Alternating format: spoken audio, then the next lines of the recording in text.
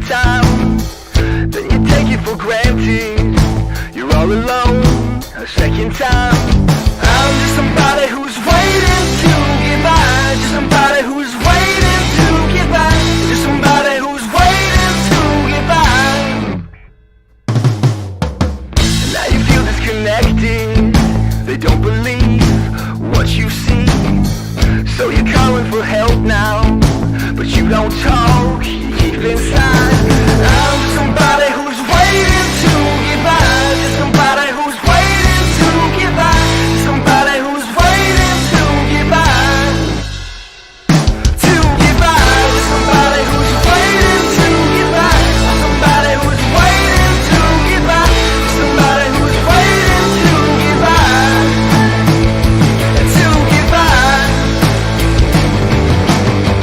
You know, changing the weather, it never rains, it looks the same. This town will just tear your heart out. As they say, it pays the same. I'm just somebody who's waiting to get by. Just somebody who's waiting to get by. Just somebody who's waiting to get by. To get by. To get by. To get by. To get by. To get by.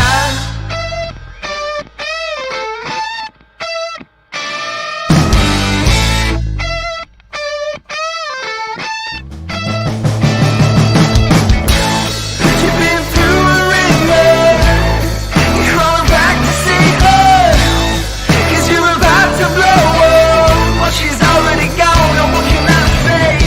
Somebody who's waiting to get by, somebody who's waiting to get by, somebody who's waiting to get by. Testing. I'm just somebody who's waiting to get by. Just somebody who's waiting to get by. Just somebody who's waiting to get by. To get by. Just somebody who's waiting to get by. Just somebody who's waiting to get by. Just somebody who's waiting to get by. 'Cause the run holding dry.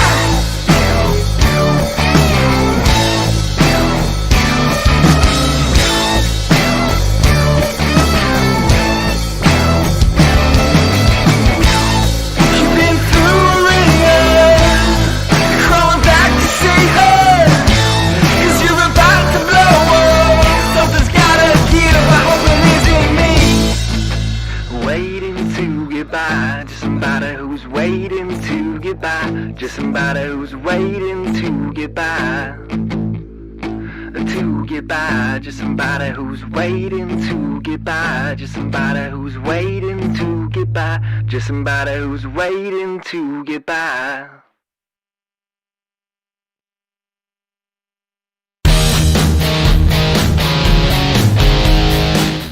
All right, everybody, make sure you hit that like button. If you're new here, hit subscribe, and please share the video. Stream will start shortly. Thank you.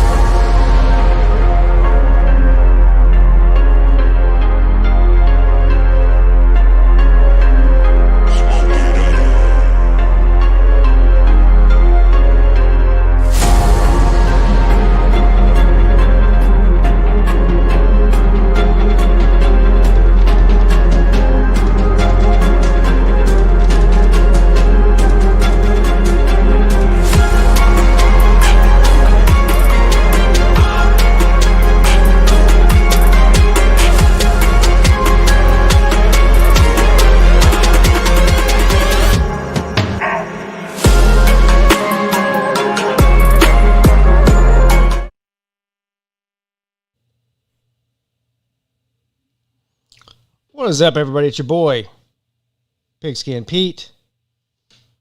Happy Thursday to everybody. You might be asking yourself,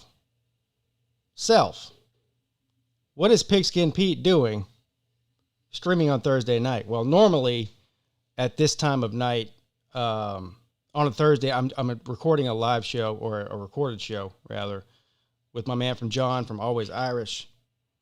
And unfortunately, John is not able to stream for maybe the foreseeable future. I don't know. I mentioned this a couple of weeks ago.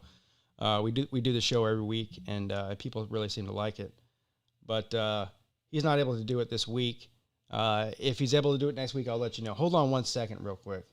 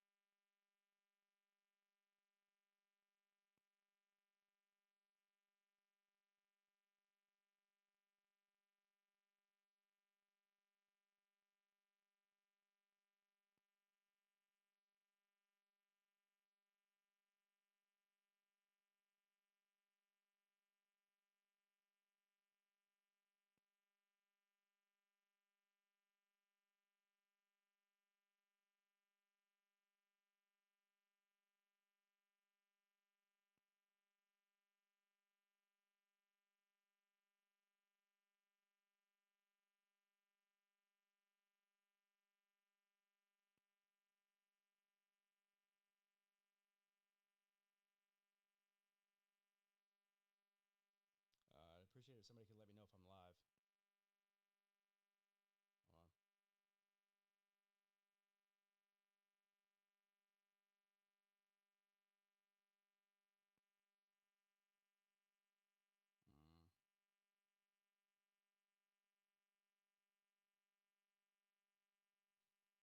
Clemson Card says the stream is down. Goose Sports says it's up for him. It's working. Okay. Anyway, tonight I have a special guest from Volunteer Roadshow Country. Of course, you can see him in the chat here. Volunteer Roadshow, my man, Catfish. Also, I wanted to talk about the ACC Power Rankings from Cole Kublik. Anybody know who Cole Kublik is? Cole Kublik. Here. This is his power rankings. This guy's something serious here. He's got Clemson number 1. No shocker there. Number 2, the Miami Hurricanes. Ahead of Notre Dame. Number 3, Notre Dame. This is the most fucked up ACC preseason power rankings I've ever seen from anybody. That's the only reason I'm pulling this up. Only reason. 4, Louisville. 5, Virginia Tech. 6, North Carolina.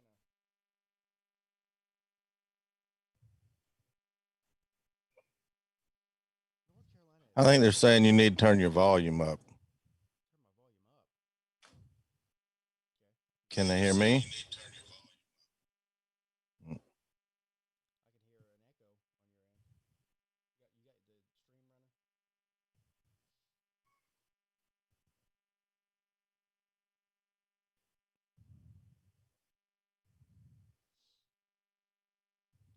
Does this sound better? A little higher. Uh, No, it needed a little bit louder.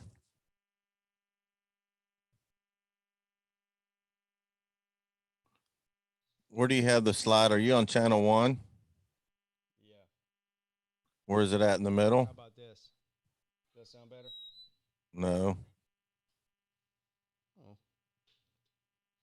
You sounded great at the beginning. Yeah, I know. Welcome to my life.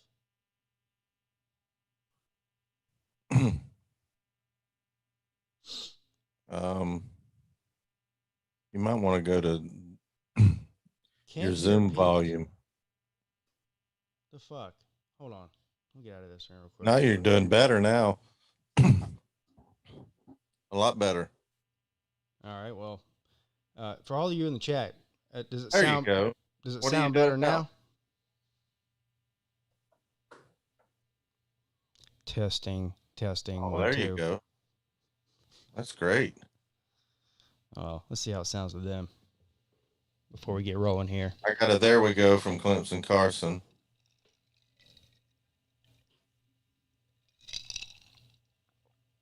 There we go, they said. All right. Maybe I just need to put my ugly ass mouth up here on a microphone like this and talk into it like I'm about to kiss it. Yeah, those dynamic mics, you got to be right up on it. Yeah, well, all right. All right. Hold on, where was I at with the ACC power rankings? And we'll get to Tennessee in a second here. Everyone, welcome Catfish from the Volunteer Roadshow. This is what happens. Oh, you just told me to turn it up. No, I was turning my phone volume down because it was feeding back through. Oh. Yeah, how come Tennessee isn't on the ACC rankings? Yeah, well, they should be in the ACC. That's how bad they are. No, that's ancient history. Anyway, everyone, welcome my man, my friend, Catfish from the Volunteer Roadshow to the channel. What's up? Yeah, give him applause. Yep. Give him applause.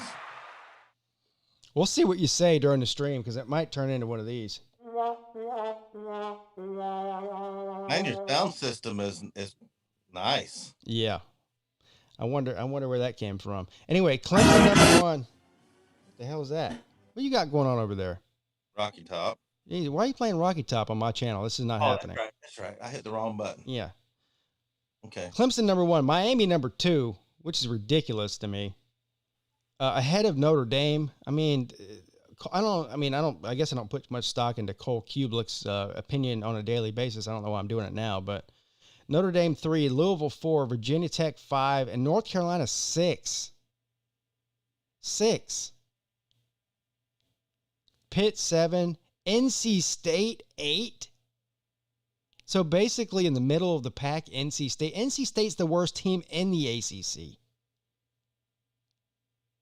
Florida State 9, Virginia 10, 11 Syracuse, 12 Duke, 13 Georgia Tech, 14 Boston College, and 15 Wake Forest. This has got to be a joke. Florida State's gone down the last 10 years. If you'd have told a Florida State fan, 6-7 years ago that they'd be ranked 9th in the ACC, they'd lose their mind. Well, they're bad, don't get me wrong, but 9? This is the most jacked up power rankings I've ever seen before. This guy, I don't know if this guy Cole Kubelik, I don't know if he watches football, if he pays attention to what goes on in the offseason. I mean, the only one on there that's correct is Clemson at number 1. Miami is probably not even in the top 3. Notre Dame should be number 2, for the 2020 season. So Notre Dame is in the ACC this year in football because of the corona? Well, Notre Dame is in the ACC this season because John Swafford, the commissioner of the ACC, apparently he likes getting bent over. Oh. Yeah. My sleeper in the ACC is North Carolina. Well, me too. And that's a lot of people's sleeper, quite honestly. That's my sleeper too. I think Clemson, Notre Dame, and North Carolina should be the top 3. Now the third spot is debatable because there's about 3 or 4 other teams that could easily be in that 3 spot. But to have North Carolina at 6 and Miami at 2, first of all, Miami hasn't proven anything. The Coastal Division's wide open, and their number 1 player on their team, their defensive end, is sitting out for the season. He opted out and he's going to sit out and enter the draft. So, yeah, this Rona has really messed up college football. Well, are you losing a year of eligibility if you sit out? I mean, how does this work? I've never heard anything definitive. No. Well, yeah. So the NCAA ruled yesterday that anybody who sits out is not missing a year of eligibility. As a matter of fact, you can even play a game or 2 this year and still not lose a year of eligibility. So, I mean, that's good news for, like, there's talk in the Big Ten that Ohio State might play Michigan 1 game this year, which is, I don't even understand the point of that. You can either sit out or be in the Big Ten or Pac-12 to not lose eligibility. Well, no, it's an NCAA rule, so it's effective everywhere. So in other words, Trevor Lawrence could play this entire season and not lose a year of eligibility. Really? So if you're playing, you're not losing a year of eligibility. Right. Wow. Yeah. Right. Wow. That is good.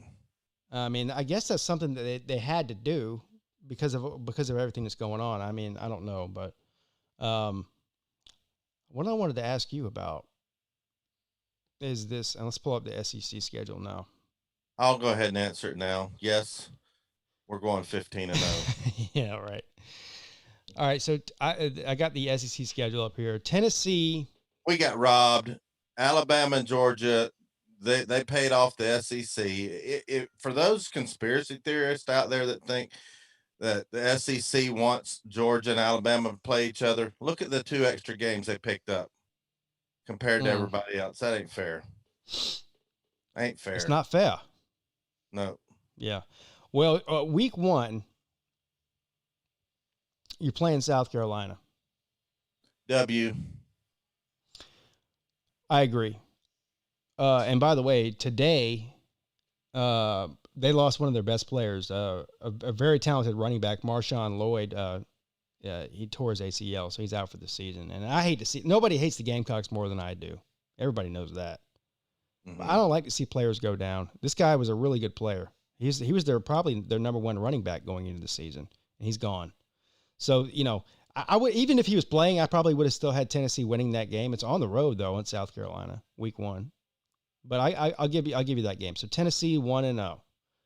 Then they play in Neyland against Missouri. I give Tennessee a win there. Yep. All right.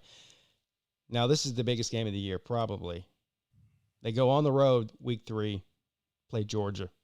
I'm giving you a First of all, there. If you want me to be a guest on your show, you're going to have to say some nice things about Tennessee. Well, I just gave you 2 wins. All right. All right. Georgia. Come on. All right. That's probably an L. Okay. But I'm going to tell you something. They better pack a lunch. All right. I agree. All right. So now we have Tennessee after 3 games. They are 2-1. Okay. Mm-hmm. Then back in Neyland, you play the Kentucky Wildcats. I'm giving Tennessee a win there. 3-1. 3-1. Then you have the it's normally played. When's that game normally played? The 3rd October or something? 3rd Saturday in October. 3rd Saturday in October. Okay. Anyway, it's in Neyland. I don't think that matters. Now, I'll give you credit here. You just said if you invite me on your show, you want me to say something nice about Tennessee. Mm-hmm. Tennessee had them dead to rights last season. Yes, we did. Up until about halfway through the 4th quarter.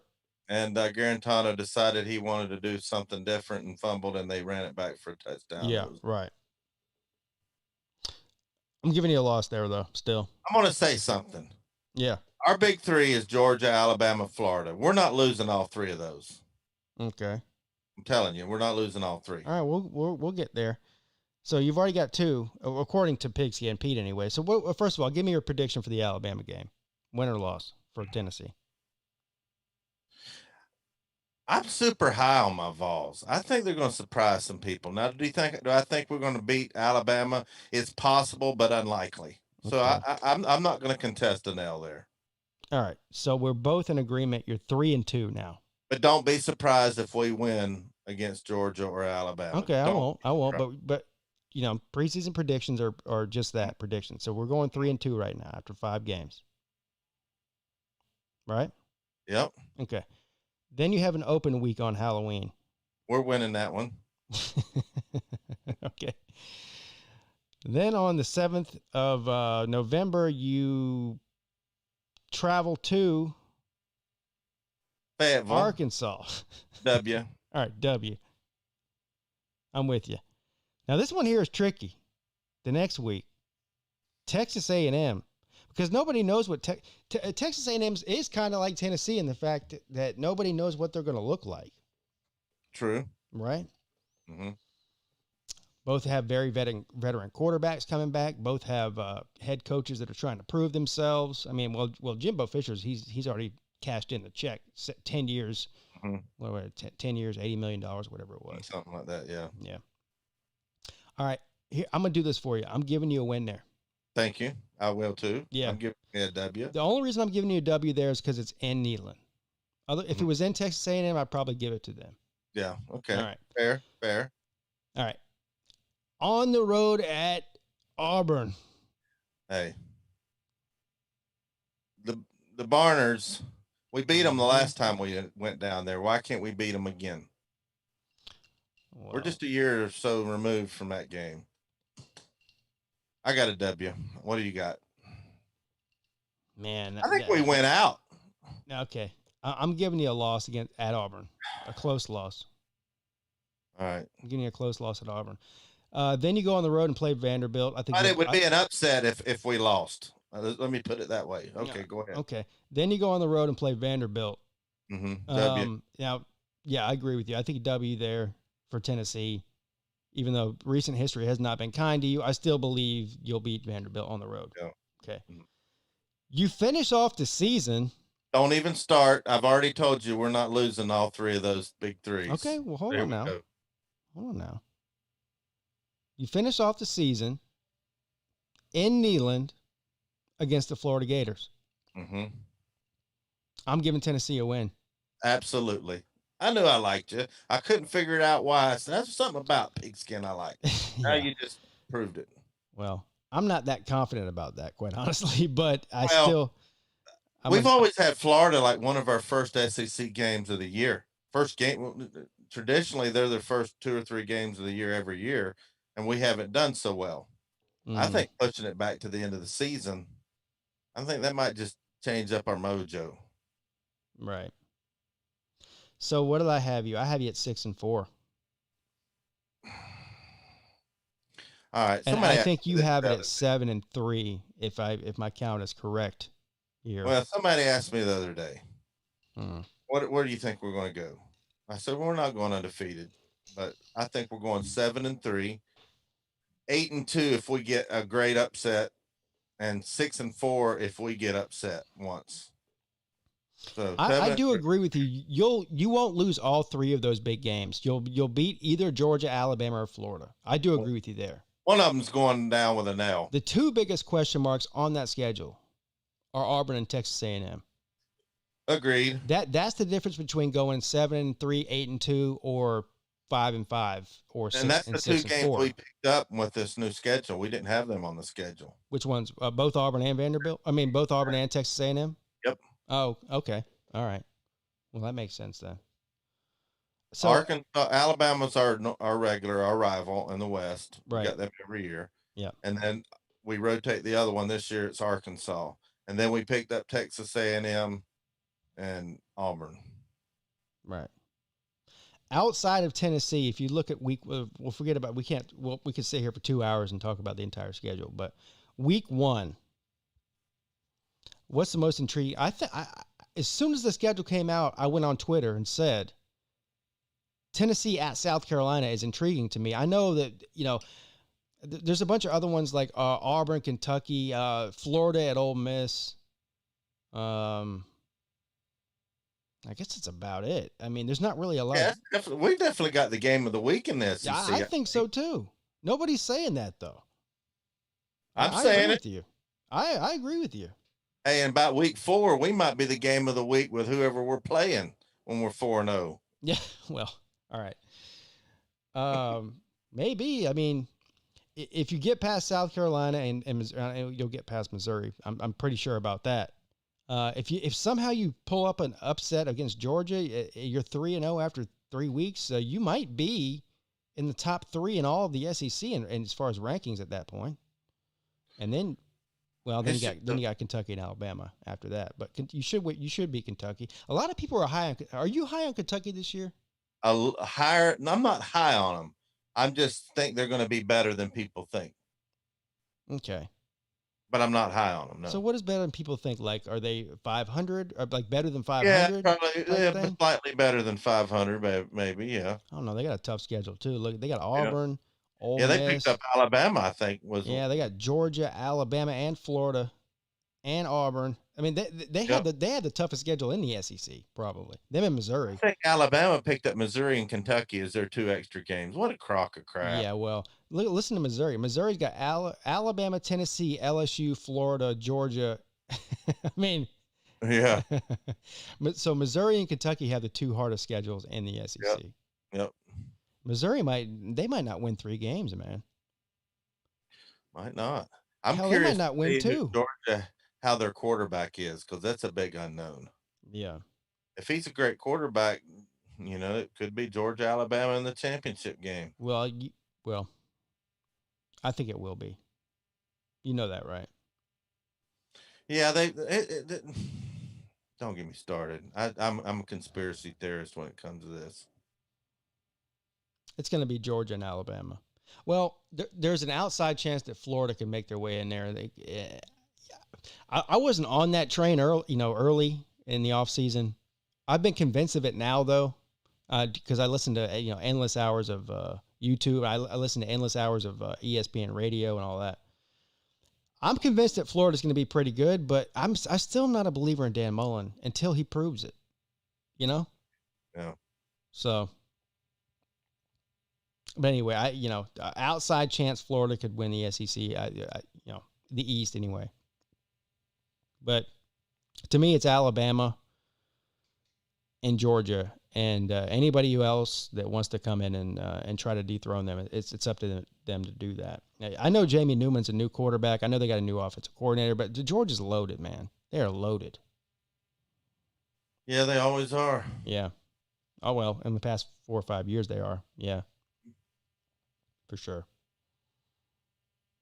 Anyway. What's going on in the anybody who wants to call in, the number to call in is 864-207-4522. We'll call in and ask Catfish some questions. Call in and ask me some questions. Tell me how stupid I am. Whatever you want to do. Oh, I see Goose is in here. How you doing, Goose Sports? Good LSU fan. Yeah, Goose. Goose is in here. Neo. Rob Dog. Yep. Clemson Carson. Clemson Carson's in here. I do want to thank everybody who's in here, not only tonight but last night, and the past. Let's see, 3 live streams I've done. There's been one problem or another after one. So it started with the computer problems. Got a new computer, solved that issue. Mm-hmm. Then two streams ago, it was a call-in studio problem with the Zoom thing that we got set up. Mm-hmm. And then last night there was a audio problem with the new computer and mixer and microphone issue that showed up. But people still showed love.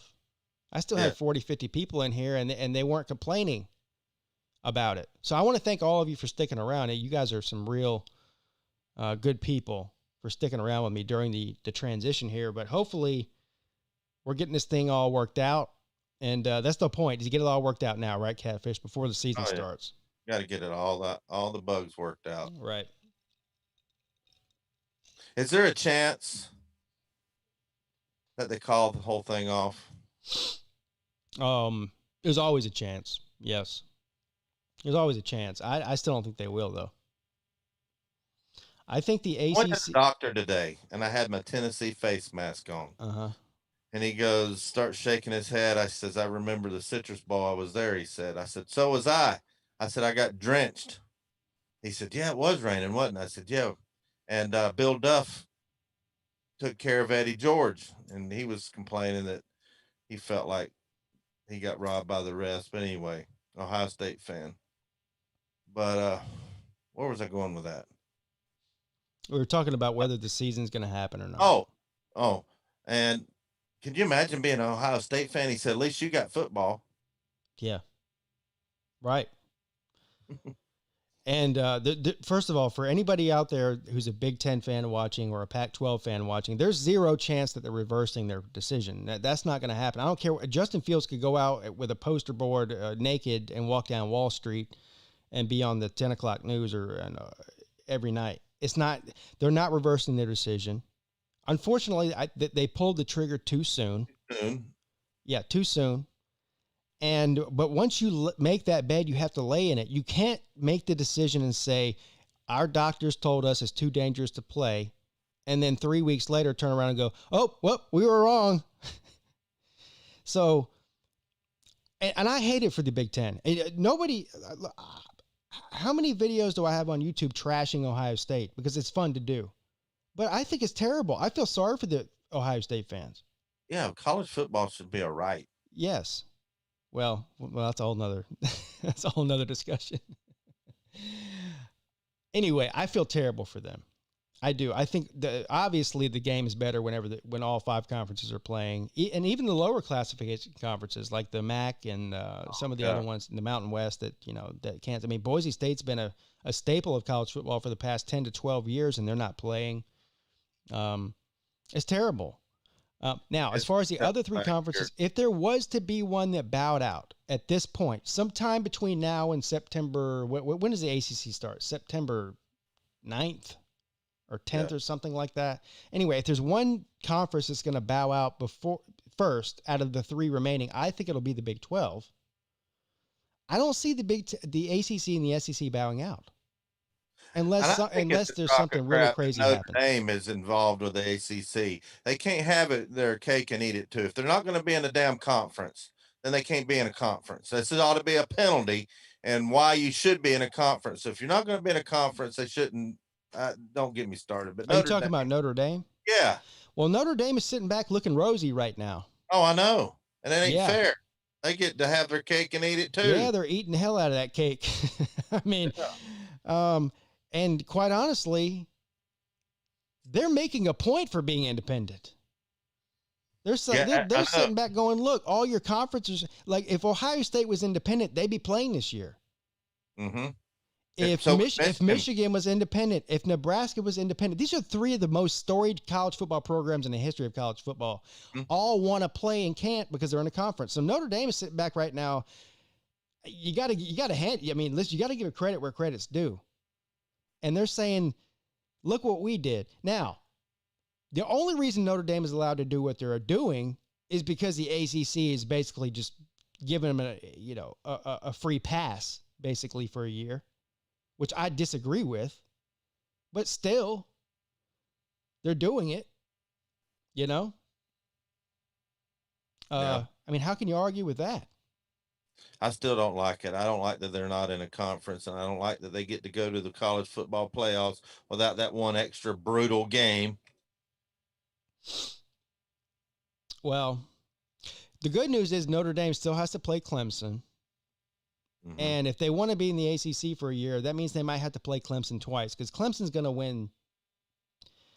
They're going to win the ACC, right? Do you think this makes it easier for them to join the ACC? Or more likely? Yeah, well, in the long run, yes, I do. Because let's say, here's a scenario. They play its ACC schedule anyway. Yeah, basically. They play 5 or 6 ACC games a year. That's basically an ACC schedule, right? Mm-hmm. But let's say, hypothetically, since there's no Big Ten, since there's no Pac-12, there's 4 spots in the playoffs. Let's assume they're having the playoffs. Forget about the other bowl games. Let's assume they're going to at least still have the playoffs with the 4 teams. Clemson wins the ACC, gets in, goes 11-0. They're playing 11 games, 11-0. Mm-hmm. Notre Dame has an 11-game schedule. They go 10-1. Their only loss to Clemson. Wait, that's not even possible, is it? Because they have to play Clemson twice. Well, it is possible if they beat Clemson in the regular season and lost them to ACC. Anyway, my point here is Notre Dame could possibly lose one game, no matter who it's to, and still make it into the playoffs. Now, under the normal circumstances for Notre Dame, being independent on a regular year when everything's normal and all 5 conferences are playing, they have to go 12-0 to even be considered to make the playoffs. Mm-hmm. So your question was, could that make it, open the door for them joining the ACC permanently? I think it could, not in the next year or 2, probably, but definitely once their outdated TV contract is up, There will be a lot of Notre Dame fans that say, hey, we made the playoffs back in 2020 with a loss, but ever since the playoffs started, we've had to be undefeated to get in there. And you know how hard it is to go undefeated. I mean, it's very rare. Yep. So how is the ACC doing it? Are they going to have an Atlantic and a coastal division, or is it just a straight conference? Yeah, straight. It's like the Big 12, round robin, two best records in the conference. Are they having a championship game? Yeah. So they're just taking the top two out of the whole conference. Yep, just like the Big 12, but with more teams, basically.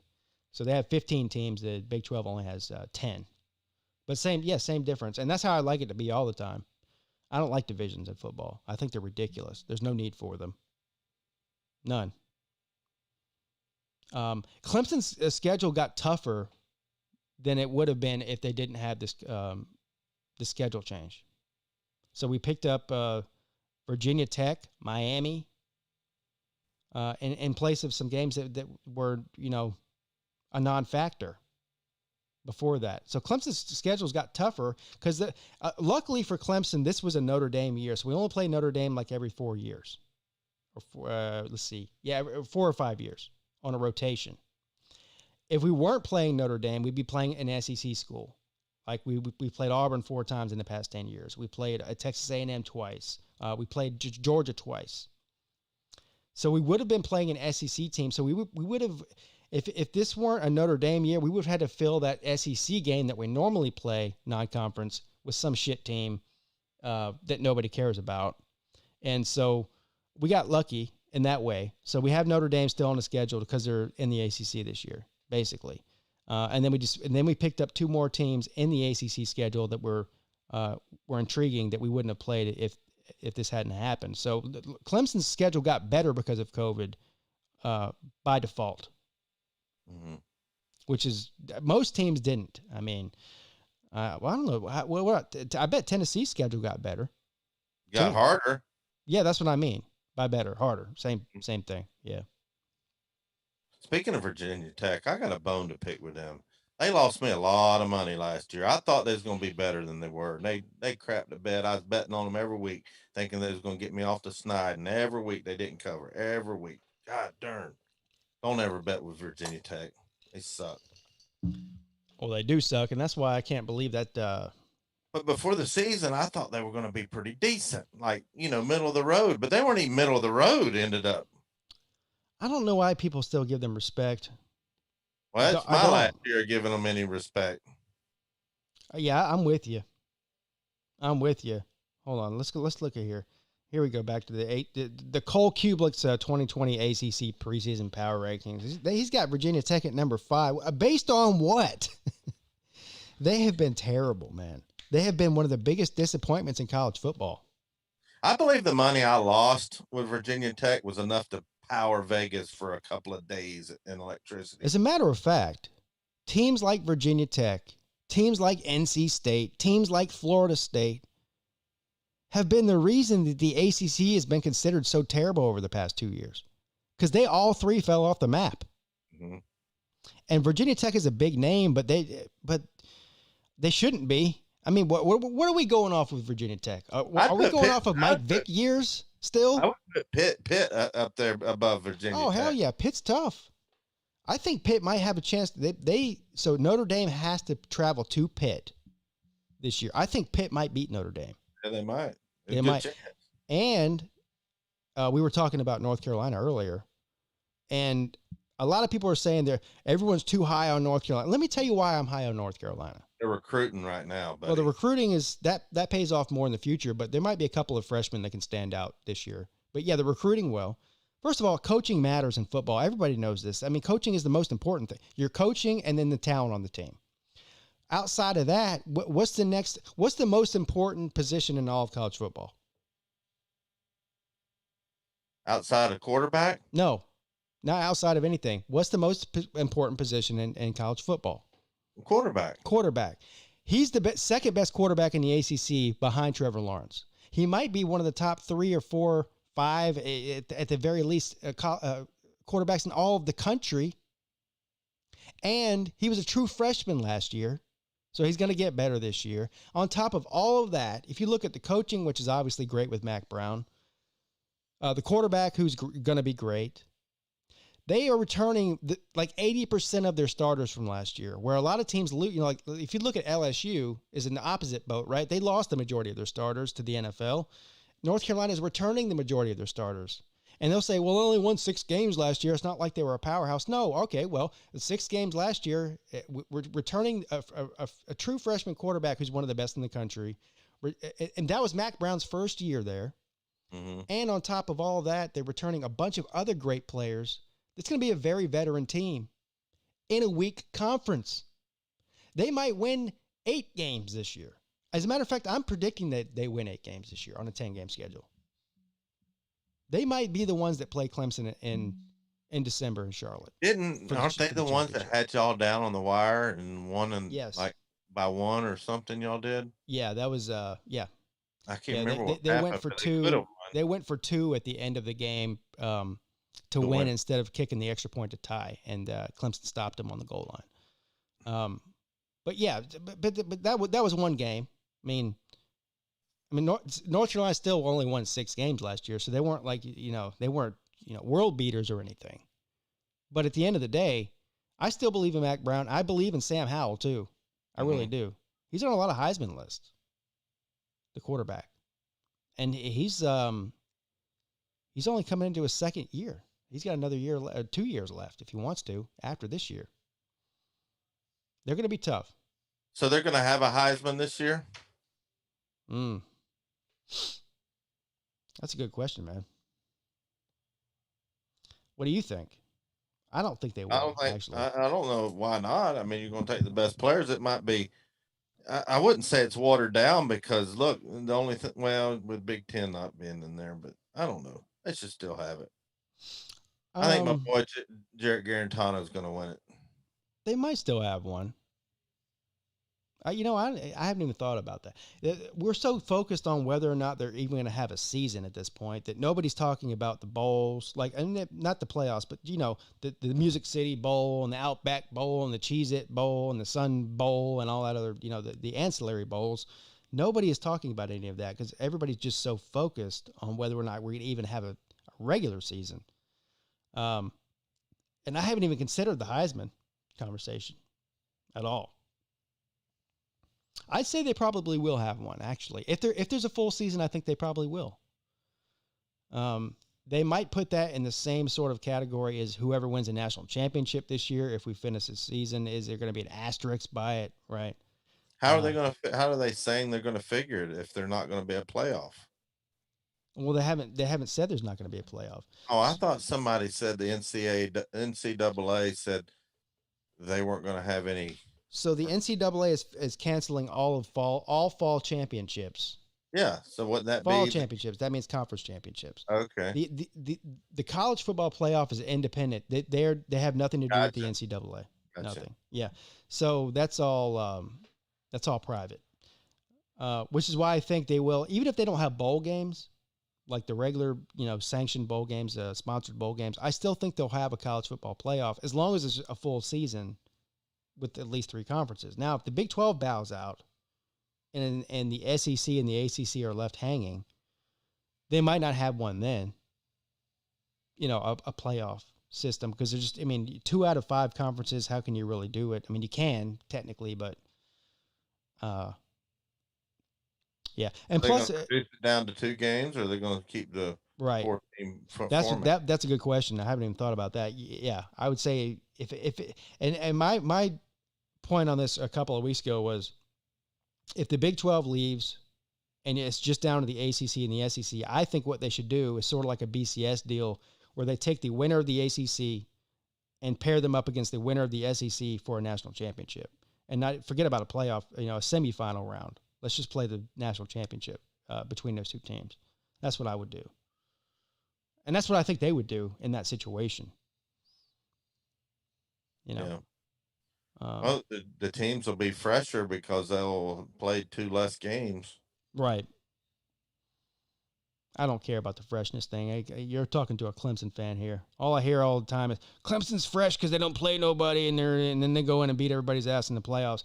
Look, there's 3 weeks. That's 3 just because weeks. y'all ain't played Tennessee yet. You wait till we meet up. We're going to There's meet a up. 3-week layoff between the conference championship games and the first round of the playoffs. 3 weeks. If you're 18 years old and you can't get untired in 3 weeks before you play Clemson, you don't need to be playing football anyway. You got a fucking problem. Let me refresh that. I shouldn't have used fresher. Yeah, well, fresher is that's a term I hear all the time.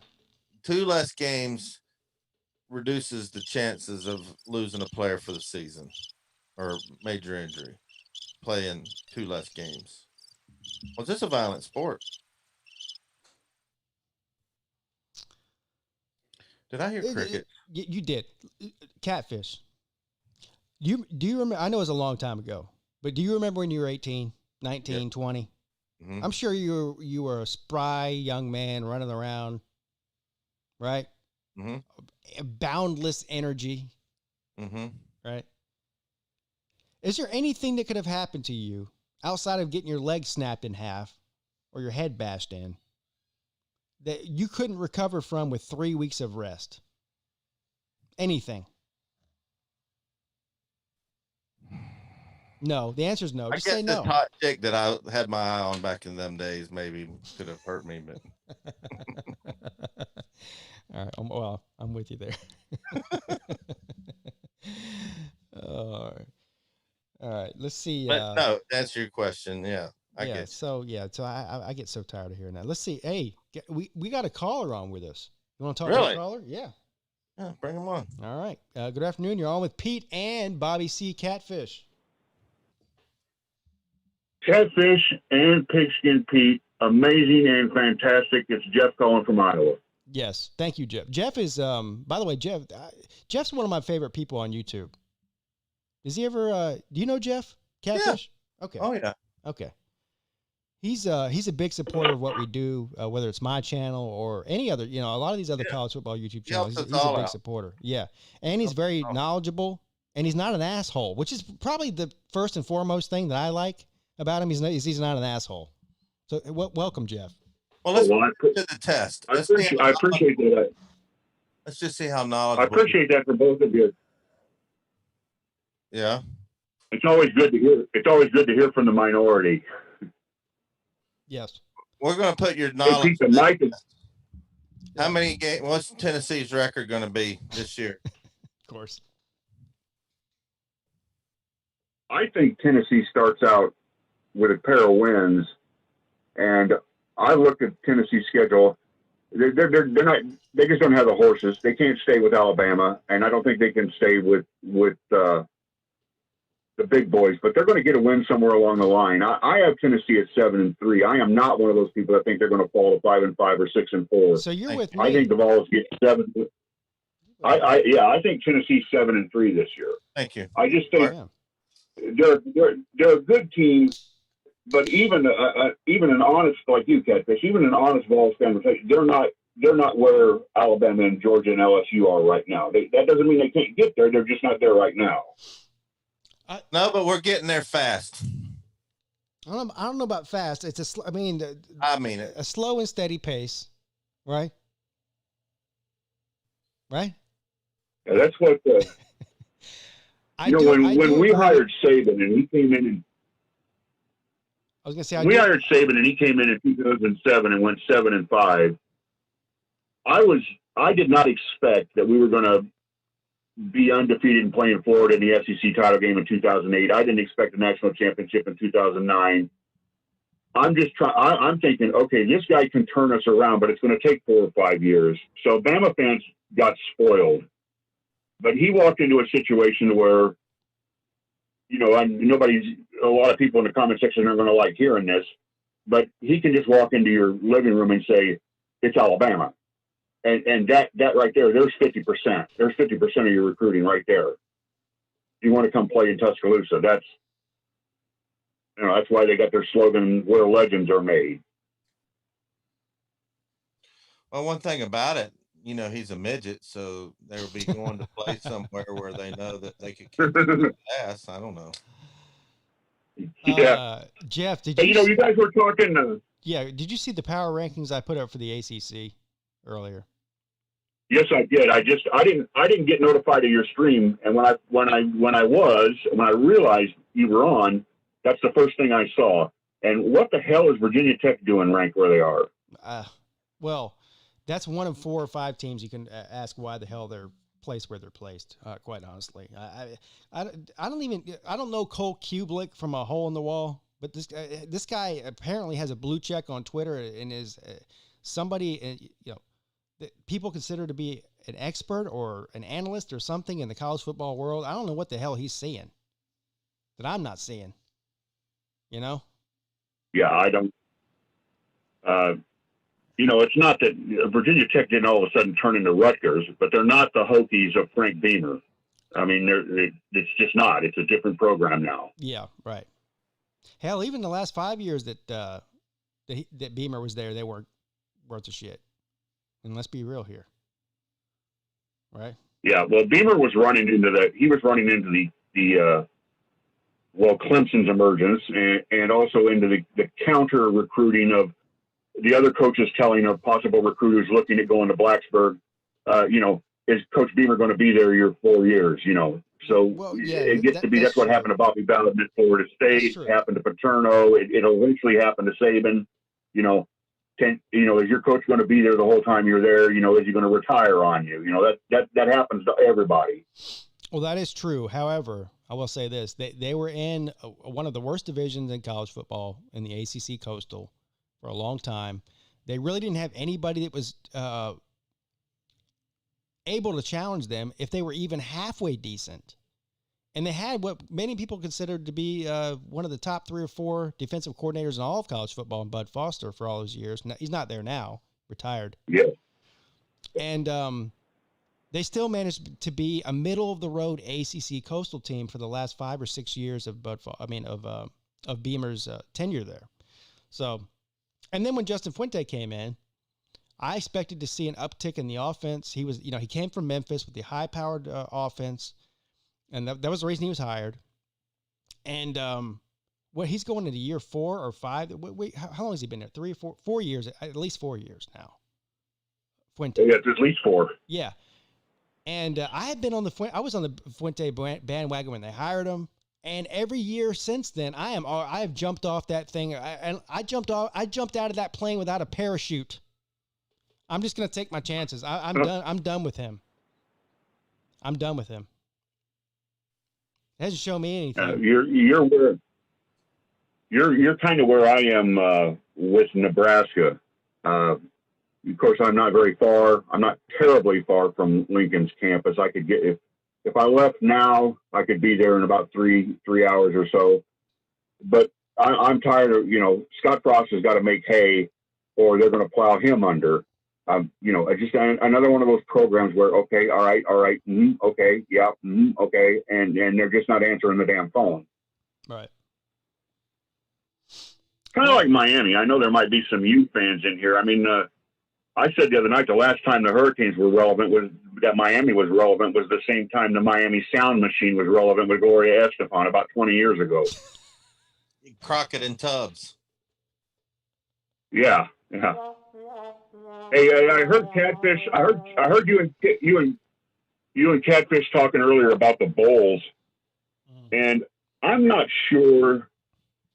Even if the Pac-12 and the Big Ten even if they had not canceled, even if they were going ahead, I'm not sure how many of the bowls we're going to really have. And the reason why I say that is because bowls, unlike the regular season, unlike the TV money that the schools get paid, bowls need to sell the stadium. Yes. They need full stadium. Bowls are making their money off the hotel rooms, off the liquor sales, yep, off the local tourism. They're very much a conglomerate operation. And with nobody coming, there's no sense in having it. I think you play a 4-game, you do your traditional 2-1 at the end with the playoff committee, and that's it. I don't even think you play the New Year's 6 games. Well, see, here's the thing. First of all, I agree with you 100%. Bowls are based around tourism. It's based upon ticket sales, restaurants, hotel, like everything you just said, 100%. So if we're still having the same mentality in society that we're having today, about COVID and about social distancing and all of that, which I think we still will in December. I mean, it's not that far away, quite frankly. Then the bowl games don't make much sense. But you saw what's happening at North Carolina and Notre Dame, right? So they had the students come back on campus a couple weeks ago, right. last week, and now all of a sudden they had 100 cases of COVID, and now they're shutting down and going to online classes only. But they're still resuming the football season. So where do you stand on that? So there's two ways you can look at this. So my beef all along was basically, how can you, if you're a Big Ten or a Pac-12 school, how can you say we're canceling football, but we're still letting 60,000 or 50,000 or 40,000 students on campus to come to class? Now the script has been flipped, at least at these two schools between Notre Dame and North Carolina. Now, North Carolina's a small school. They don't even have 15,000 students, maybe. Not a big school. But still, same difference. So they're making their students do online classes, and they're still having a football season. I think, and this is what I've been saying, and we might have had this conversation last night, Jeff, about this. Did we? I think this is the way to do it. Not this particular angle. We didn't. Okay, this is the way it should be done, because we're talking about the bubble with the NBA, and everyone's like, you can't do that with college students. And I said, yeah, you can't. You can't put them every college campus student in a bubble like the NBA is doing, where they're not having contact with anybody. But at the very least, what you can do is separate them from the general population of the college, and regulate what they're doing on a day-to-day basis. They're only having contact with each other, basically. They're taking classes online, and they're at the facility. If they're either in their apartment building or whatever they choose to put them, or they're at the practice facility with the team receiving medical care and testing and all the stuff that all the other students aren't receiving. And so this is what North Carolina is doing. This is what Notre Dame is doing. I think this should be the standard, not the exception, right? I mean, why aren't other schools doing this, is what I'm saying. I wish Clemson would do this. There's also a third route, and I don't know if this is the route you're talking about, but there's also this, and I brought it up in Ames the other day, and I just got puzzled looks at me. Because Iowa State and Iowa are both in session, and they've got all their students back. And my question was, okay, you can send all the kids home and leave the football players here, or you can just have everybody here and try to isolate the football players. Or you can have everybody here, have all the general student body do kind of a mix of some online and some in person, but not the football team. Separate the football team from everybody else and say, you're here physically, but we're going to make you do online instruction while you're here on campus to limit the amount of contact you have with the student body. Yeah. What do you think of that idea? Well, I agree with that. The problem is you have the detractors out there saying, "Oh, well, you now you're enslaving these kids, or you're treating them different than every other play or every other student." Yeah, of course they're being treated different than every other student. Well, of course they are. I don't understand this argument. It's not. This is not a normal year. We're about to go down a rabbit hole I don't want to go down as far as paying the players and all that. The bottom line is that the football players are treated 150% better than any other student on the campus to begin with. Oh, yeah. Now whether you believe they should be paid or not is a different story. They're still getting better care and they're just better treated all around. They're better treated in the public eye. They're better treated in the private. They get more tutoring. As far as school goes, I mean, they get better medical care, they get better food, they get better housing, they get better clothing. I mean, you name it, they get it. I mean, at most schools. I mean, I'm assuming if you go down to Division II and III and community college football, they're not getting the Taj Mahal treatment. But in the Power 5, these guys are being treated amazing. Amazing. Oh, yeah. Yeah. If we went back a year, if this conversation is happening in 2019, and we're going to compare how a big-time football player at a major school, at a Power 5 school, is treated by the university as opposed to the normal undergraduate student. Let's say you got a straight A kid in engineering. I mean, he's a great asset to the university. He's not Travis Etienne. He's not getting fed like Campbell is. He's not getting the academic help that Jalen Waddle is. No, of course not. He doesn't have the advantages that Mac Jones does. He's not getting Jared Garantano's treatment around campus. It's just, we already know what it is. I mean, they're already a separate beast. They're already drawing a stipend of some amount. Every school is different, but I think I don't know. At Clemson, I think they're receiving around $2,000 a month, on top of free housing and free food. I mean, $2,000 a month. Hell, I'd sign up for that now. I'm 40 years old. Give me a free house. Give me a free house. Give me free medical care. Give me free food. Give me free clothes, and then give me $2,000 a month on top of that. I'll take it.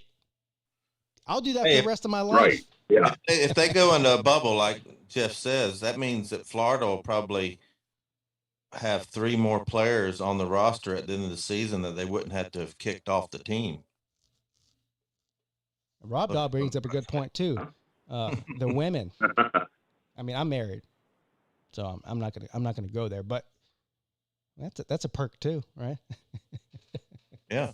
Oh, yeah. In a bubble, I mean, if you're NBA, there's nobody can visit. No DoorDash. My father-in-law just entered the chat as soon as I said that. Which one is he? Richard. There's not a whole lot of. That's my father-in-law. Oh. Seriously, in real life, he's my wife's father. How you doing, Richard? Yeah. What's up, Dad? How you doing, buddy? Shout out to Mr. Williams on board. Shout out to Now there's an adult present, we're gonna have to behave. Yeah. Well, no, he's a big fan of mine. But by the way, he's not only a big fan of mine on YouTube, he's a big supporter of me. I love that about him. But we're actually pretty good friends. We've been good friends for a long time. But he's a big supporter of a lot of you guys on YouTube. He's a big supporter of yours, Catfish. Oh yeah, I know. Yeah. I forgot. A lot of the college football. He really supports the college football YouTube community a lot. Is he a Clemson fan? Of course he is. His daughter went there. Oh, okay. He's also a Virginia Cavaliers fan. That's what he grew up as. He got a great law school. Yeah. Well, he's from Virginia. Yeah, he lives. I don't know. He lives in northwestern Virginia, not far from the West Virginia border. It's right by Salem, and Roanoke. He lives between Salem and Roanoke. Yeah. But he grew up there, and he grew up in Virginia Tech country. So he was only about maybe an hour away from Blacksburg, something around there. But he grew up a Cavaliers fan because here's a story. So all of his friends were Virginia Tech fans. But if you go back, I'm telling his age here now. This was back in I want to say in the 70s when he was a teenager. And, that was before you had 400 channels to watch, every sport on and all that. He had a transistor radio that he would listen to late at night when he was going to bed or whatever. And the only thing he could pick up on the transistor radio was Virginia Cavaliers basketball games. So that's how I became a Virginia Cavaliers fan instead of a Tech fan. That was back in the time where if you lost a knob on your TV, you had to use a pair of pliers to turn the channel. I remember. Yeah. The great thing, though, is we go to visit him because he lives up in a small town in the mountains. And I've been up there, a million times, obviously, with my wife and the kids. Is that we will all walk around. He lives there, and they all know him. He walks around wearing Clemson stuff in Virginia Tech country every day. And nobody can say anything. About the University of Virginia, really academically one of the higher universities in the nation, and a lot of people don't realize this. Founded by Thomas Jefferson. Yeah. Oh yeah. Yeah. Founded by Thomas Jefferson, and that was the first thing Jefferson wanted on his tombstone. He wanted founder, University of Virginia, listed before President United States. That was, he said that his legacy, his impact would be greater as someone who founded this university, who would thus send, decades and decades and decades and decades of scholars out into the world, than anything he ever did as a two-term president of the United States. He was most proud of being the UVA founder. So my wife, Mrs. Peete, we dated in high school and throughout her college years, but she got accepted to Virginia. She got accepted to West Virginia and Clemson. And unfortunately for her, or fortunately for her, I don't know which way, every way you want to look at it, she chose to go to Clemson because I was still here in Charleston, and she wanted to be closer to me. So she could have easily been a Virginia Cavalier fan or alum, and I'm the reason that she's not. So I don't know whether to apologize to her or ask her for a thank you for that, but she's a Clemson Tiger through and through now, and that's all that matters. That's a good story. Yeah. I get asked occasionally in the streams and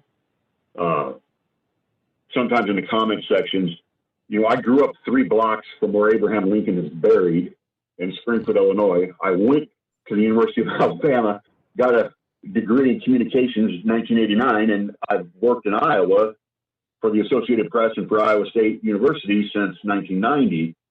How the hell did all that happen? Well, everybody has their own circumstances. You mentioned your wife, you mentioned your father-in-law. My parents divorced when I was 11 years old in 1977. My dad happened to move to Tuscaloosa. He lived right across the street from Dude Hennessy, who was for 2 decades Bear Bryant's secondary coach. I'd ride my bike as a teenager to watch Alabama practice over the summer. These things happen. I had friends in Springfield. You live in Springfield and you're right on Interstate 55, which used to be Catfish Nose, used to be US 66. And the first sign you see going north out of town is Chicago 199.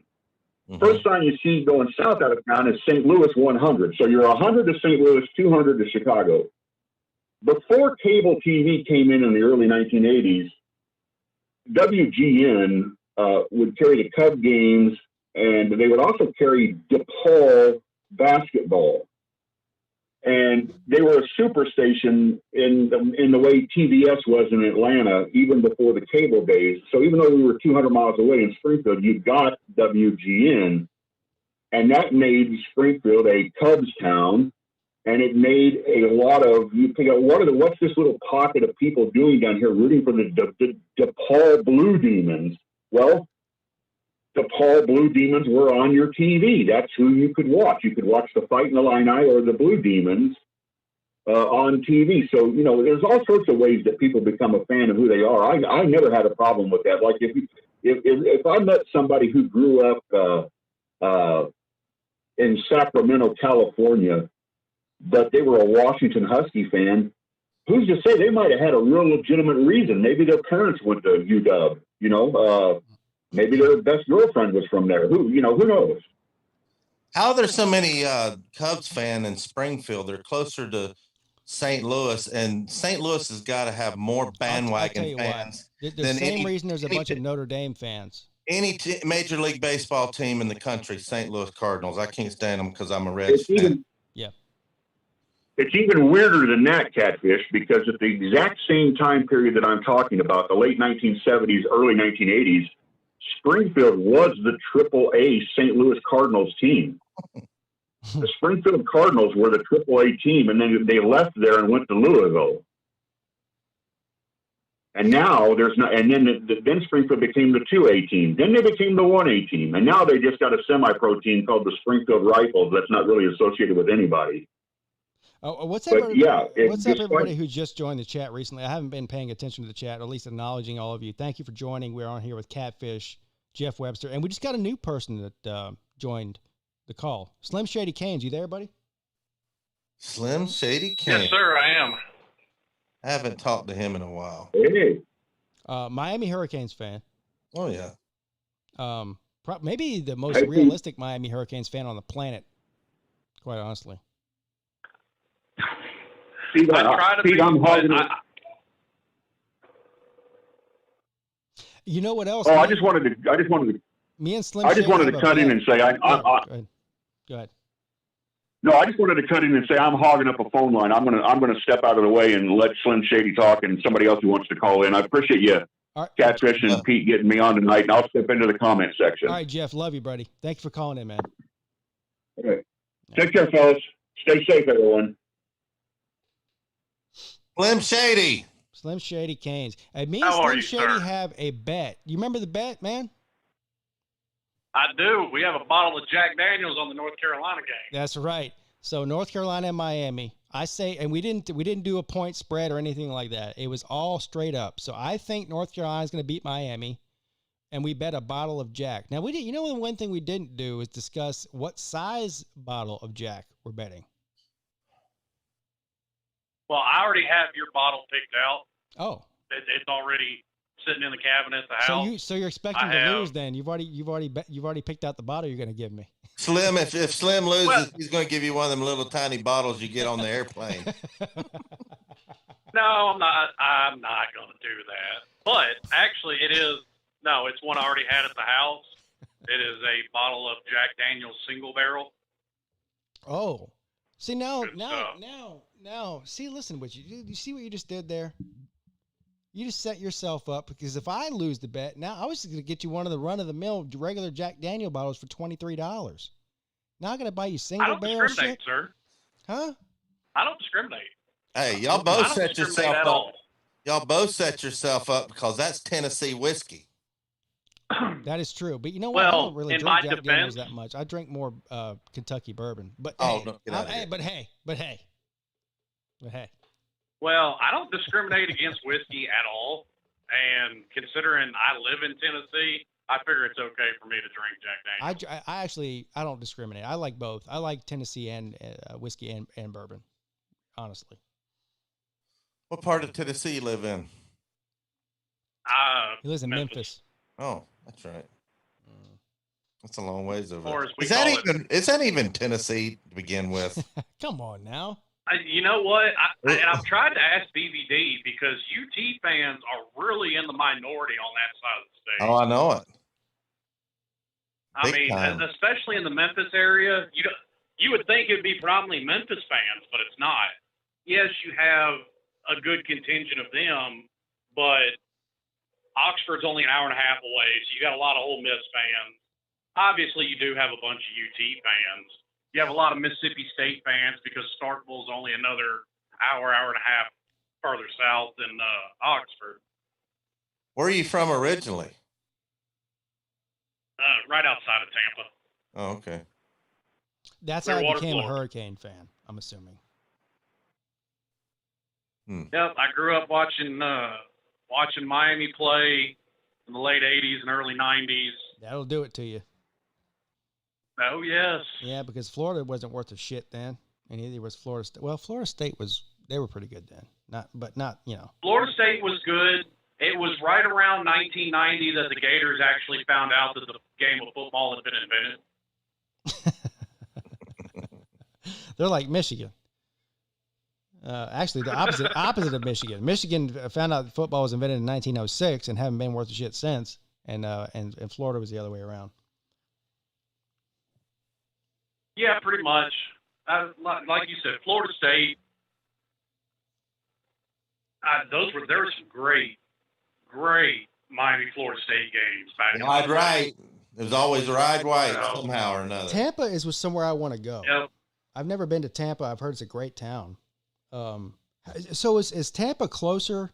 I know this is a stupid question. It's a geography question, but I think it's probably right in the middle, right? Is it closer to Gainesville and Tallahassee, or is it closer to Coral Gables and Miami? Closer to Gainesville. I mean, it's Yeah. it's That's what I closer to think, too. Gainesville, yeah. Yeah.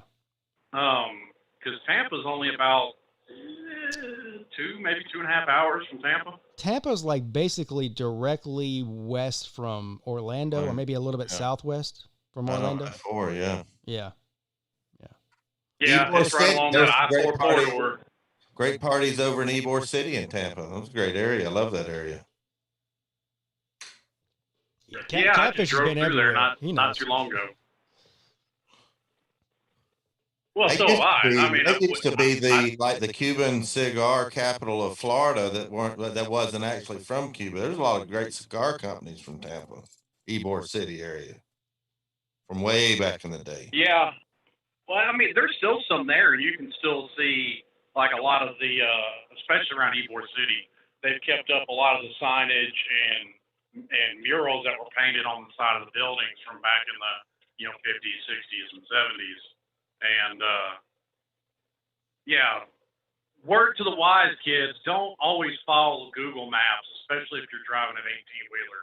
I ended up driving an 18-wheeler through Ybor City. Mm-hmm. Not fun. Oh, yeah. Slim's a truck driver in his own right. I was a You truck know all driver. about that. You know all about that. Mm-hmm. No, I just played one on TV. Yeah. Yeah. I'm a steering wheel holder. That's what they call me. Super trucker. There are a few of them running around out there, too. So Slim, while I got you on the phone, we got to talk about this. You know this, right? I don't know how much of the show you've seen or heard. The ACC power rankings are according to Cole Kublet. Did you see that? I told you about them last night. Well, to be fair, and I need to apologize to everybody that watched the show last night. I deleted that video because the audio was so terrible. I couldn't even bear to watch it. But I was so engulfed in what was going on with the audio. I wasn't listening to anything anybody said, and that's a shame too because I had some great callers last night. I don't remember anything about that show other than that my audio was messed up. I held my stuff together. Normally I get really mad and just, I go off the handle when stuff doesn't work right. Anyway, so I don't remember talking about it with you, but so let's talk about it now. Miami number 2. Yeah. What? Name a roster in the ACC, including Notre Dame's, that's probably better than Miami's. That hasn't been their problem. Their problem over the past 15 years I'm not doubting has that. been coaching. I will tell you, North Carolina's roster is probably as good as Miami's. So, Younger, really? but still as good. Yeah, I do. Yeah. No, I mean, no, yeah. not in a million years. Well, first of all, based on what are you basing that on? I mean, quarterback's 10 times better, right? Maybe. Most I mean, like I said, I don't have a problem with De'Aaron King. To me, De'Aaron King is a question mark. I'm saying I mean, you I'm just saying really North don't know what you're gonna Carolina's get out of it. quarterback is 10 times better than Derek King, and I like Derek King more than you do. I think. Well, if you want to go, now see Your how best- can you even your- say the that best if you put player- their stats next to each other? The best player on Miami's team is not playing this year. That would be equivalent. Okay, I understand that. That would be equivalent to But Trevor what I'm- Lawrence not playing this year for Clemson. But how can you compare? You have to compare what they've done on the field so far, and Okay. Sam Howell is nowhere near the 50 touchdowns that Derek King did in 1 year. First of all, did Derek King do that in a Power 5 conference in his true freshman year? No. That's my argument Sam Howell against did it. do that. It was his first year playing quarterback. Okay. It was his I'm sorry to tell you, sophomore year, I and- think Derek King is a great college quarterback. I think he's going to do great things this year. And by the way, I still have Miami in the top 4 at least in these power rankings, but not 2. And comparing him to Sam Howell as far as quarterback position goes is ridiculous. I mean, there's no comparison there. Sam Howell will be probably a first-round draft pick. Will Derek King be? No, he won't be. No. If he stays at Miami this year and next year and throws up what he did at Houston, Well, absolutely. Okay, yeah, maybe. I mean, there's a possibility there. I'll give you that. I mean, you look at what happened with Kyler Murray. He was the first overall pick, right? Similar skill set, similar height, weight, all that. But I don't know, man. Anyway, I think Miami at number 2 in the power rankings is it's laughable to me. Maybe 4, maybe ahead of Notre Dame. Really? I know you hate Notre Dame, but Come on, man. I do. And I'm going to give you a reason why. Look at the last time they played and look at the recruiting since then. Miami has out-recruited Notre Dame since the last time we played them, and we ran them off the field. That was like 3 With years less, ago. mind you. That was 2017. Yes, it was. That has nothing to do with now. Yes, but Miami's recruited better than Notre Dame has since then as well.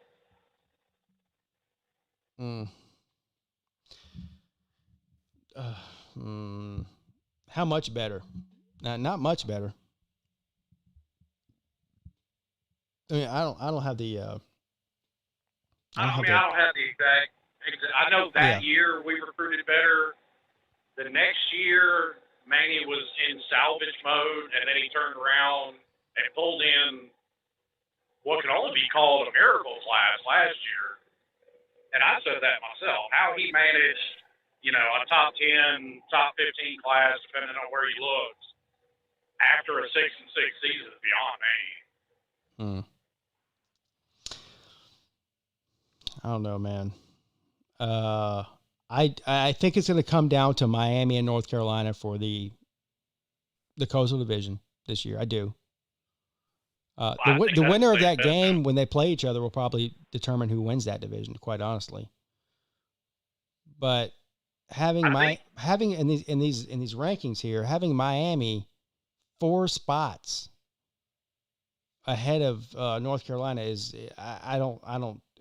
What 4 teams other than North Carolina are better than Miami? Name 4 of them in the entire ACC. There isn't. Did you see North Carolina's record last year? They lost to plenty of ACC teams. I'm not talking about last year. I'm talking about this year. Last year they had a first-year head coach. They had a true freshman quarterback who was still the second best quarterback in the ACC, even though he's a true freshman. They're returning like 16 of their 22 starters on offense and defense. I mean, I don't know why this is so hard for people to figure out. And I realize I'm higher on Miami. I'm sorry, not Miami. I'm higher on North Carolina than most people are, but there's a reason for that. And it is the quarterback position and the amount of players they're returning and the coach. Okay, answer me this. A 6-6 team is the best team in the Coastal Division?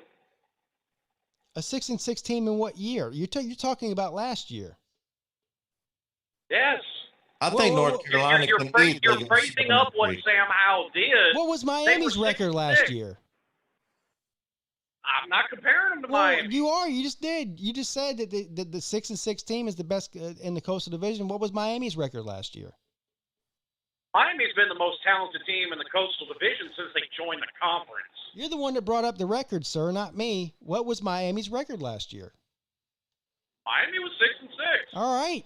So why would they be placed 4 spots ahead of another 6-6 team that has a better quarterback and a better coach? A better coach, at least as far as we know to this point.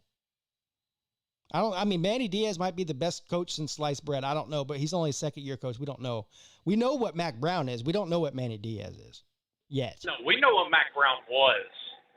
No, we You're know. You're going off of what Mac Brown did at Texas. When's the last time that North Carolina recruited in the top 10 in football? Before Mac Brown got there. This is August. Come on. Huh? Tennessee's also in the top.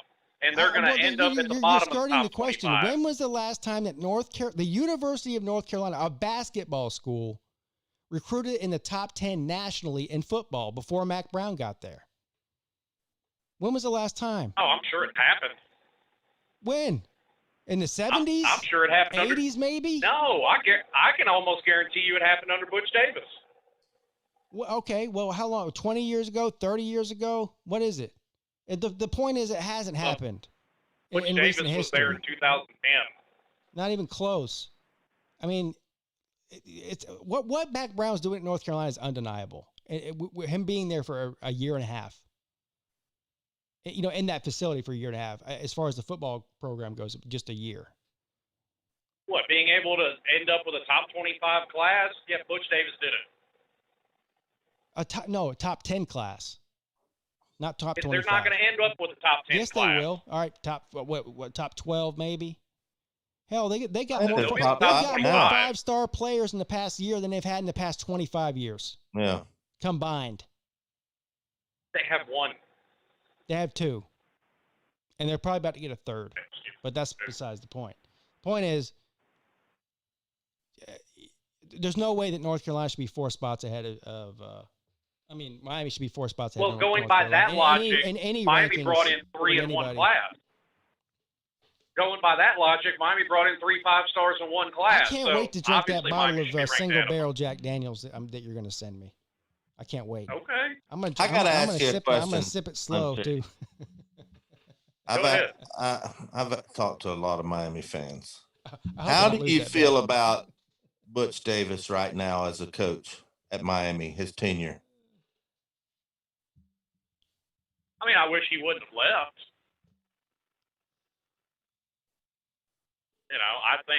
I think if he had stayed, I think his ability to find underrated players is probably unmatched as far as head coaches. There's about half of because the he Miami found- fans that I've talked to was glad to see him gone, and there was the other half that said they should have never fired him. I've never heard anybody that say that they were glad to see him gone. I mean, he honestly, that you have to figure that he's the coach that come in after the only suspension and punishment Miami's ever really gotten from the NCAA. When he walked in the door in 1995, when Dennis Erickson left, they were deducted 31 scholarships. His 1996 recruiting class was 13 players. Wow. So, and I mean, to convince guys like Reggie Wayne and Edrin James and Clinton Portis and Ed Reed and Santana Moss to come there, I think is unbelievable. Like I said, I wish he would have stayed. As far as I'm concerned, that 0-1 championship is his championship. Because Larry Coker was the offensive coordinator. They just promoted him to head coach. To me, that was the single biggest mistake they ever made.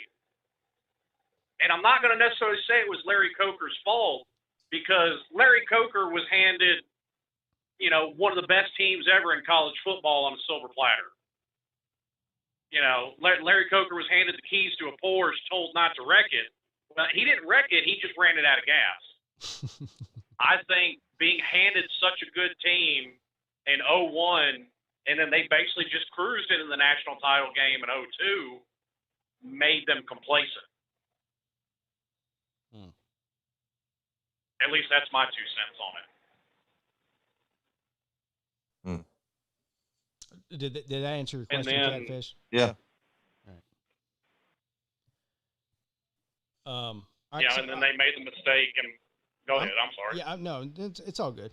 I'm gonna have to let you go, Slim. I'm gonna have to wrap up with Catfish. I want to do a couple things with him real quick before I get off, and so I got another 10 minutes or so. Yeah. All right, buddy. Before I go, I go did ahead. want to say,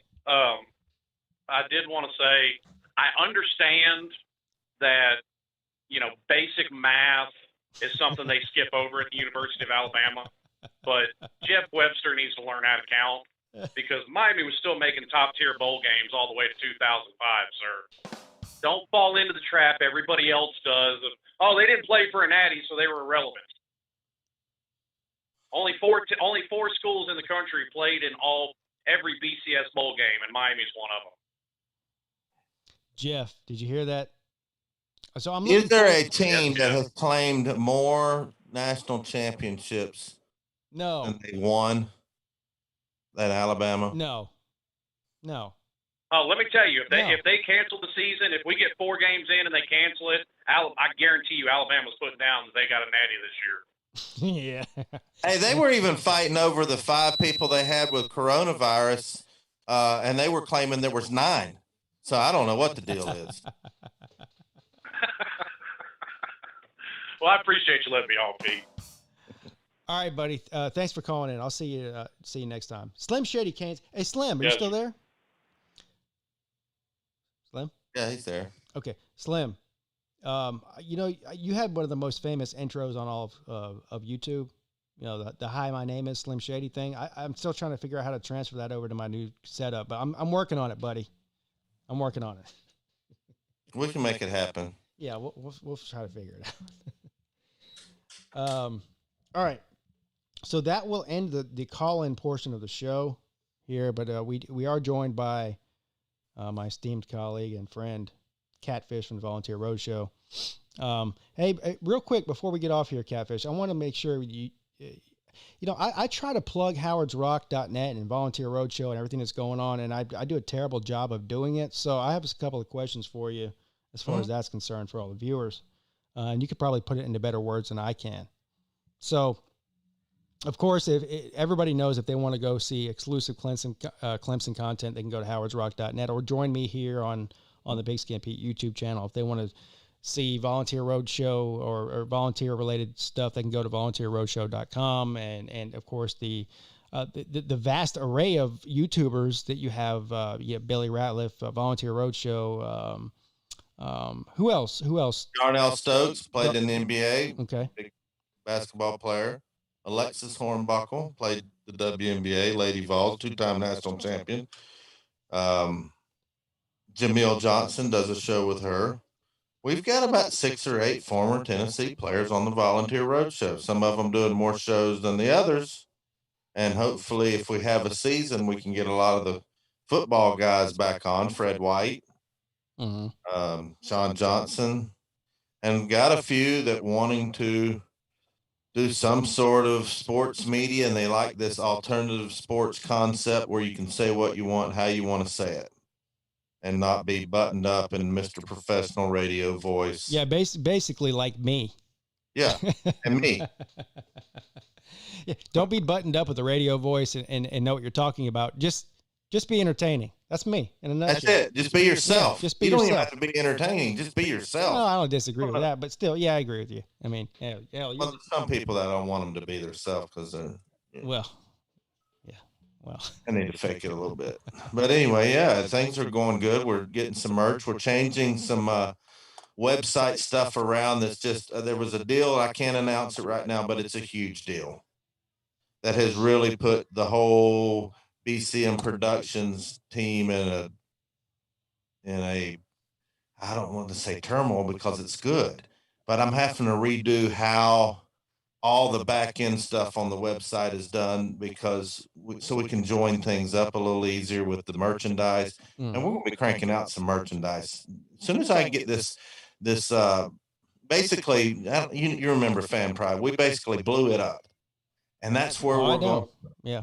I know. We're going to put all the merch over there and have everything from all the websites. When you hit store on, say, Howard Rock, you're going to be going to this website. If you hit store on Volunteer Roadshow, people don't know it. Now, I guess now they know it. The cat's out of the bag. And this other website, they're going to be going to this main website. So we're not having to duplicate our efforts in populating the store. So we have to redo a lot of things on how we do things. But man, I'm excited. I know about what the future. I'm excited too. Obviously, I mean, I'm here. The collaborations we're going to have is going to be huge. Yeah, I got. I was going to say that before we get. I'm not going to announce yet. But in the next week or a week and a half or so, I'll be announcing another huge collaboration with a guy everybody knows to do a couple of weekly shows, live streams with.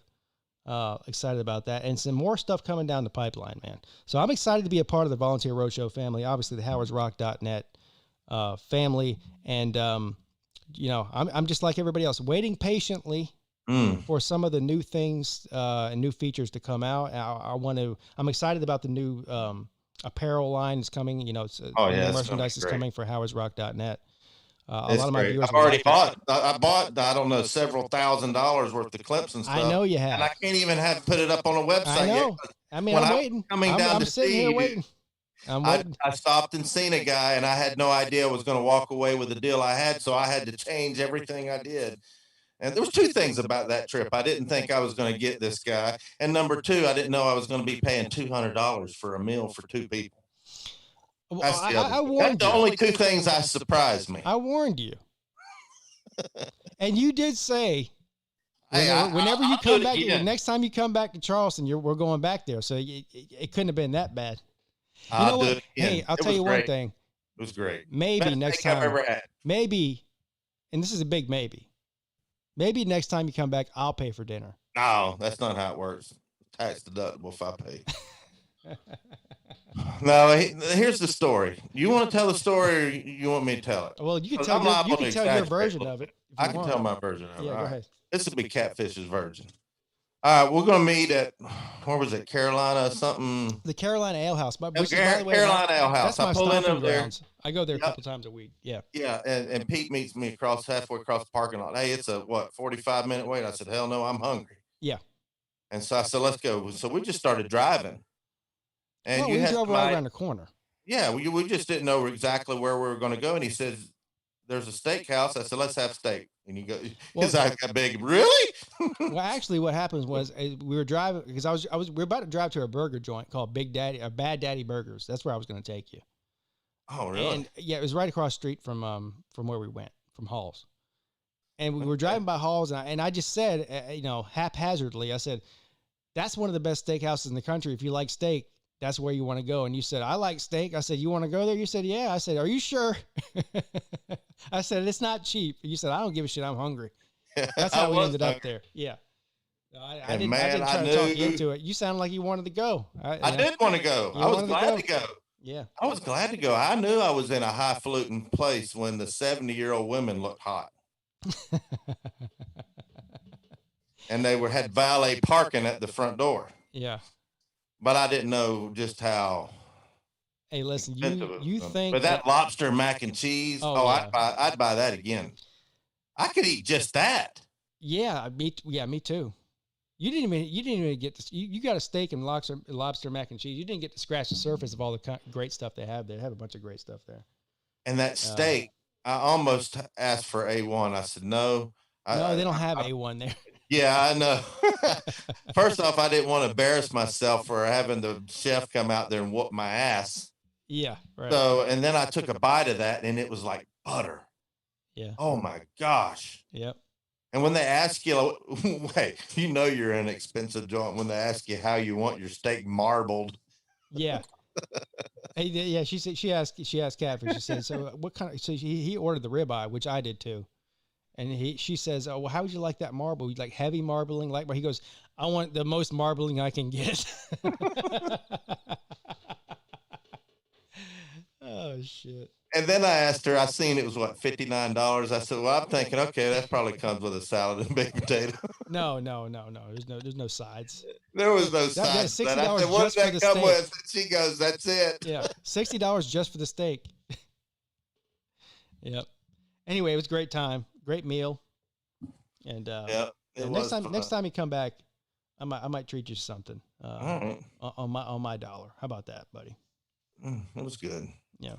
Very good. Best steak I ever had. Great seasoning and it was great. Yeah. Anyway, a lot of exciting things coming up. And I'm going to let other people announce it, how they want to announce it. And you do a great job, man. I've always believed in you. I've always thought you was one hell of a talent. And I still believe it. And I got to meet you in person, and you're exactly who I thought you was. Yeah, I'm the same person. I'm the same person online as I am on real person. They were who we thought they were, and we let them off the hook. All right, buddy. Thanks for stopping in, and this was a an unannounced stream, and John. By the way, prayers to John from Always Irish. He's going through something right now. That's who I normally do a show with on Thursday night, but he couldn't make the show. So I hollered at my boy Catfish in a pinch, and he agreed to come on. I came through, didn't I? Yeah, you did come through. Not only did you come through at short notice, but you stayed on for an hour and a half or more. That long? Yeah, you did. So I'm out in trouble. And I guess I owe you one now. I see BVD's in here. I haven't been, commenting much on the comment section he is in. BVD's been in here. Not having to. I love me some Catfish. He's always getting on to me about my pronunciations. Yeah. I wonder what that was about. But BVD is one of my boys too. I should have worn my BVD shirt tonight. But BVD, I owe him. Actually, I don't know. I don't think I paid him back completely. I flaked out on him one time. He was supposed to have me on a show, and I flaked out. And I haven't flaked out on many people. Believe me, I'm very usually on top of what I'm doing. But it was just a weird time, weird day, like 6 months ago. I flaked out, and I still feel bad about that. I don't feel bad about it. He's over it. Well, I know he's over it. I don't like flaking out on people. I'm a very, if I say I'm gonna be somewhere, I'm there. I mean, that's just all there is to it. And that's on me, not on him. Anyway, I did go on a show a few weeks ago when he asked me to. So hopefully that made up for it. But anyway, I like to work with BBD more as well. I think he's a great guy. All right, yeah. Catfish. Yes, sir. Thank you. Great show. Thank you. Yes. All right. Hey, before I go. Yeah. Oh, come on with this stuff here. Sing.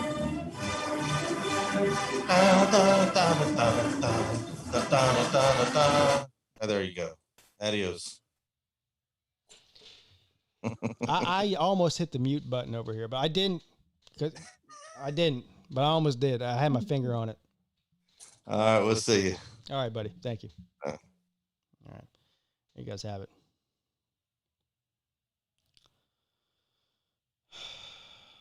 Catfish from the Volunteer Roadshow. Let's see who is in the chat here real quick before I get off. It looks like the people who are left are Jeff Webster, Rob Dog, Neo, P Digits says, talk to UJ. There are plenty of higher rankings and no bling. Miami and UJ are so much alike. Well, that's a whole other. I don't even want to get into that. There's a lot of comparisons, but there's a lot of differences too. Neo, how you doing, buddy? Nate the Great, don't be late, aka Nate Kingston. What's up, buddy? Slim Shady Canes, thank you for joining us earlier. Jeff Webster, same deal with you. Brady Danger. I'm sorry, but it's Clemson, Notre Dame, and the next tier is North Carolina and Miami. Thank you, Brady. So finally, somebody who knows what they're talking about around here, other than me.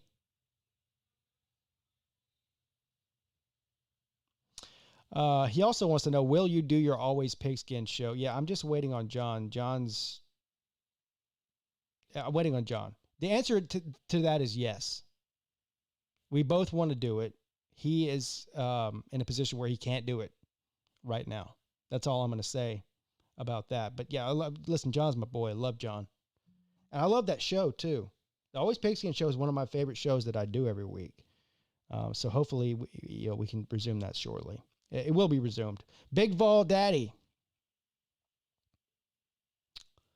Well, BVD knows how I feel about him. It's all positive too. Love BVD. Richard Williams. Slim, stay in the course and maintain your passion for your team. That's what makes college football the best sport in the world.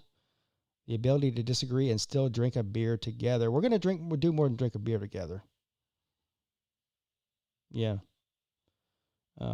Once I win that bottle of Jack Daniel's single barrel from him, we're going to drink that together, which is probably even worse. Slim's a good guy, though. Good guy. All right, guys, listen, I love all of you. Thanks for hanging out with me on this Thursday evening. So tomorrow, I do have my show planned, my call-in show for 10 o'clock tomorrow night, like normal. I'm still planning on doing that, but it's up in the air because of what I'm doing tomorrow afternoon, which is, anyway, I'm planning on seeing all of you tomorrow night at 10 p.m., tentatively. But thank you all for joining me tonight. Love y'all. Pigskin Pete is checking out.